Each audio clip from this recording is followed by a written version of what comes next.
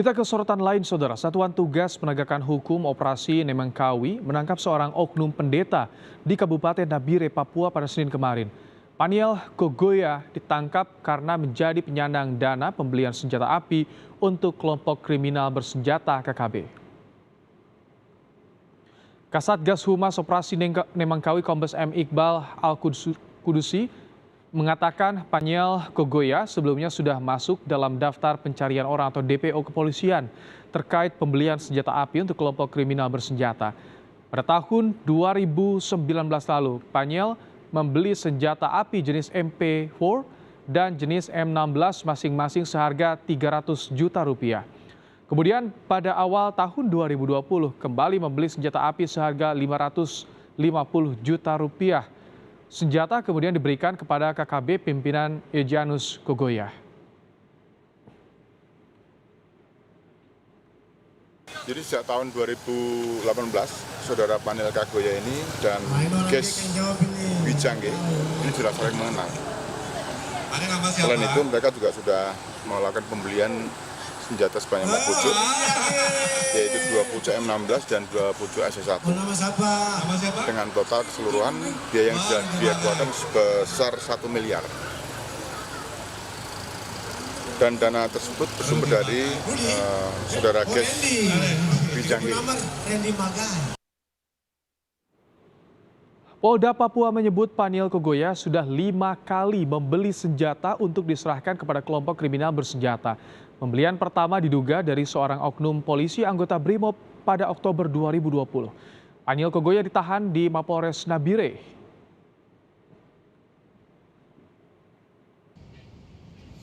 Dia datang di Kalibowo bersama 6 orang dengan rombongan 6 orang, namun dia tidak kenal.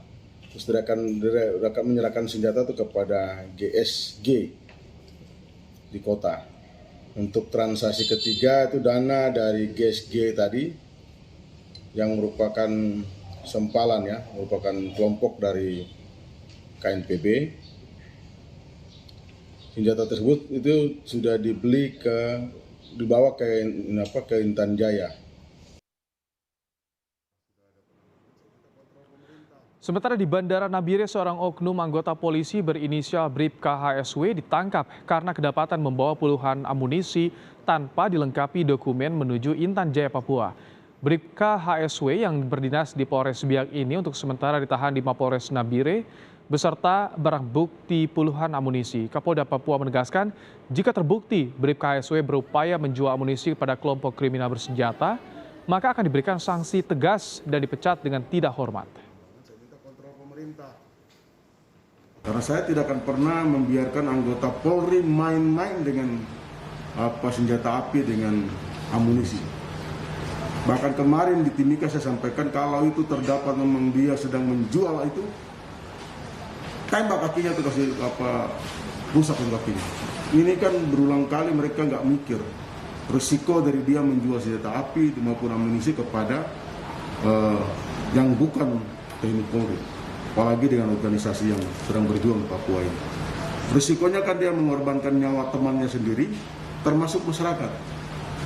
Sehingga tentunya ini saya selaku Kapolda akan mengambil langkah-langkah tegas dengan anggota-anggota seperti ini. Khusus anggota Polri ya, saya tidak akan pernah main-main. Pasca serangkaian serangan kelompok kriminal bersenjata dalam 2 pekan terakhir, kini situasi di distrik Beoga, Kabupaten Puncak, Papua mulai kondusif. Kehadiran TNI Polri di distrik Beoga meningkatkan rasa aman warga. Warga berharap situasi ini bisa terus bertahan di Beoga. Mau saya dan Tuhan juga mau itu Beoga harus aman. Ya, seperti yang tahun lalu di sini aman, sampai saat ini juga maunya aman. Saya tidak mau terjadi yang seperti beberapa hari lalu ini. Sebelumnya, seorang penjual bakso di Pasar Yokatapa, Sugapa, Kabupaten Intan Jaya, Papua, diduga dianiaya kelompok kriminal bersenjata. Akibatnya, korban mengalami luka serius dan harus dirujuk ke RSUD Nabire. Polres Intan Jaya sudah menangkap 2 orang untuk dimintai keterangan.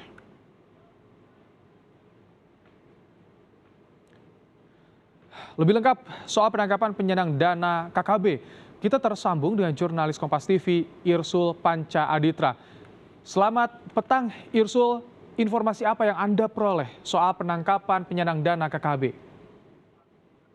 Baik Ibrahim, untuk perkembangan terbaru yang tadi saya dapatkan dari Kasatgas Humas Operasi Nemangkawi, Kombes Iqbal Al-Kudusi menyebutkan bahwa senjata yang dapat dari seorang narapidana yang berinisial DC. Narapidana itu saat ini sedang mendekam di rumah tahanan di Lapas Kelas 2 Nabire. Jadi awalnya itu pada tahun 2018 lalu tersangka ini bertemu dengan DC di sebuah pasar. Lalu DC menawarkan untuk pembelian senjata api. Namun kala itu tersangka masih belum berani. Namun 2 minggu kemudian datang 3 orang yang mengaku dari organisasi Papua Merdeka, kelompok Egyanus Kogoya dari Kabupaten Duga. Mereka kemudian bertemu dengan tersangka dan menanyakan tentang untuk pembelian senjata api. Kemudian tersangka ini menghubungi DC dan keesokan harinya DC menghubungkan kepada seseorang untuk membawa senjata api tersebut kepada tersangka ini seharga 350 juta. Kemudian selang 2 minggu kemudian GG ini yang berasal dari Duga itu bertemu kembali dengan tersangka ini untuk mencari senjata api. Dan keesokan harinya dibawa lagi 2 senjata api, yaitu jenis SSC 1 lipat sama jenis M16. Kemudian seminggu kemudian juga GG ini mencari senjata api lagi dan menghubungi tersangka dan kemudian mendapat senjata api keesokan harinya lagi. Jadi total dana yang dikeluarkan untuk membeli senjata api ini sebesar 1 miliar 110 juta. Begitu, Ibrahim. Irsul, apakah ada informasi dari mana tersangka Panil Kogoya ini mendapatkan dana, sumber dananya dari mana? Baik Ibrahim, untuk dananya didapatkan dari yang berinisial GG ini yang berasal dari Kabupaten Puncak, yang mengaku dari kelompok Egyanus Kogoya.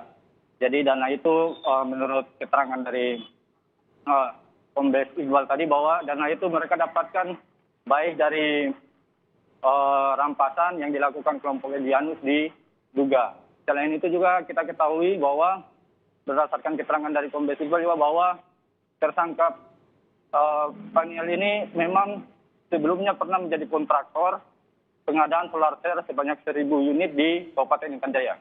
Ibrahim. Baik, terima kasih untuk laporan Anda, Irsul Panca Aditra.